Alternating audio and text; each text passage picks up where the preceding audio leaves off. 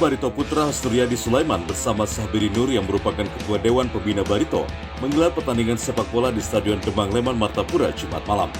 Tim Hasnur yang diperkuat pemain Barito usia muda dan sejumlah mantan punggawa Laskar Antasari dari berbagai era seperti Yunan Helmi, Ismairi, Indra Kurniawan, dan Sirit Yusufuwai. Sempat tertinggal lebih dulu dari tim Paman Birin yang dihuni pemain gabungan di lingkungan Pemprov. Berlangsung selama hampir 1 jam, kedua tim harus puas berbagi angka. Pada laga bertajuk Bading Sanakan ini, Paman Birin maupun Hasnur berhasil mencetak masing-masing 1 gol. Hasilnya adalah kegembiraan. Yang penting mensana and corporational. Di dalam tubuh yang kuat terdapat jiwa yang sehat.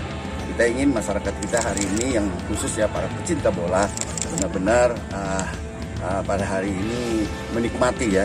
Apalagi kebanggaan kita Barito Putra yang hari ini terus tampil. Dan kita berharap akan lahir generasi-generasi berikutnya yang bisa membanggakan bagi Kalimantan Selatan khususnya dalam dunia sepak bola. Tadi cetak berapa gol, Paman? 1 gol.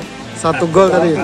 Maunya 2 tapi Hasnur yang menjegal tadi. Kita bersama-sama ingin bersilaturahmi, kemudian juga kita ingin bersyukur atas harlah atau hari lahir Barito Putra yang ke-33. Di sini hadir para Barito Legend yang dikomandani oleh Francina Trahue dan yang lain-lain juga.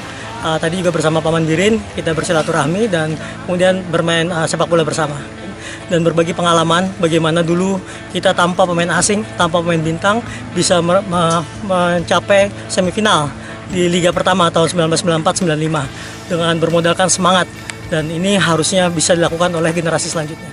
Pertandingan persahabatan ini rutin dilakukan bersama perkumpulan Barito Putra legendaris.